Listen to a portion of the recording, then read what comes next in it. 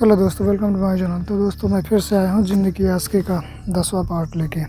तो दोस्तों इससे पहले आपने इसका 9वां पार्ट की स्टोरी नहीं सुनी है तो लिंक डिस्क्रिप्शन में है, जाके सुने।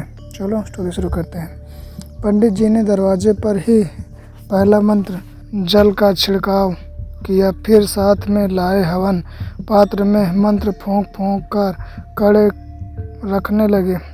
माचिस लेकर उन्होंने हवन पात्र के कंडों को सुलगा दिया। धीरे धीरे कंडे जलने लगे और सुगंध फैलने लगी। तो मंत्र पढ़ते हुए थैले में से हवन सामग्री निकलकर अग्नि में डालने लगे। एक पवित्र सी खुशबू सब तरफ फैल गई थी। पंडित जी हवन पात्र लेकर अंदर चले गए।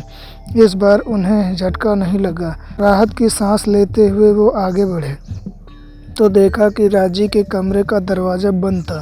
पंडित जी समझ गए कि उस चीज़ ने अपने लिए खतरा भांप लिया था। उन्होंने हवन पात्र को दरवाजे के बाहर रख दिया। धीरे धीरे हवन का धुआं खिड़की दरवाजे की दरार से कमरे के अंदर भरने लगा। थोड़ी देर बाद कमरे से राजी के गुरजने की आवाज़ आने लगी। तुम लोग कुछ भी कर लो, मैं नहीं जाऊंगा। रिदु मेरी है, ये घर मेरा है। उसकी आवाज़ इतनी भयानक थी कि पंडित जी भी कांप गए थे। आवाज़ से उन्होंने अंदाज़ा लगा लिया कि ये कोई सामान्य भूत प्रेत नहीं है, बल्कि ताकतवर जिन्न, वो भी कई साल पुराना। कहते हैं जिन्न बहुत जिद्दी और ख़तरनाक होते हैं, उनके सामने साधारण तांत्रिक टिक नहीं पाते हैं। पंडित जी ने मन ही मन सोचा, एक बार प्रयास करके देख लूँ, नहीं तो गुरुजी से आने के लिए आग्रह करूँगा। पंडित जी ने ऊंची आवाज़ में कहा, कौन हो तुम?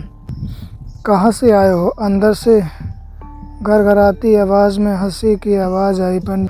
पंडित जी ने दरवाजे को धक्का दिया तो दरवाज़ा नहीं खुला। उन्होंने मंत्रित जल लेकर दरवाजे पर छिड़कना शुरू कर दिया। थोड़ी देर में तेज आवाज़ के साथ दरवाज़ा खुल गया। अंदर अंधेरा था, कुछ भी दिखाई नहीं दे रहा था। पंडित जी ने मंत्र जल को कमरे के अंदर फेंकना शुरू कर दिया, साथ में हवन पात्र को भी कमरे के अंदर ढकेल दिया। कमरा धुआं से भरने लगा था। अचानक पूरा कमरा तेज रोशनी से भर गया। पंडित जी चाह कर भी उस रोशनी के तरफ देख नहीं पा रहे थे। थोड़ी देर बाद उन्हें ऐसा लगा जैसे कोई बदबूदार भारी सी चीज़ उनके बगल से गुजरी हो। उस चीज़ के गुजरते ही कमरे की लाइट जल गई। सामने बेड पर रिदु और राजी बेहोश पड़े थे। पंडित जी ने सभी को अंदर आने के लिए कहा। सभी अंदर आ गए थे, लेकिन कमरे के अंदर जाने की किसी की हिम्मत नहीं हो रही थी। पंडित जी ने सबको अंदर बुलाया और बैठने का इशारा किया। डरे सहमे से सभी चुपचाप बैठ गए। सबकी निगाहें पंडित जी की तरफ थी। पंडित जी ने 3-4 बार रिदु को राजी के ऊपर मंत्र जल फेंका। थोड़ी देर बाद दोनों होश में आ गए। राजी तो उठकर खामोश बैठ गया, किंतु रिदु होश में आते ही अपने मम्मी पापा से लिपट गई। वो बहुत डरी हुई थी। उसने राजू को देखा तो वो सिर झुका बैठी थी।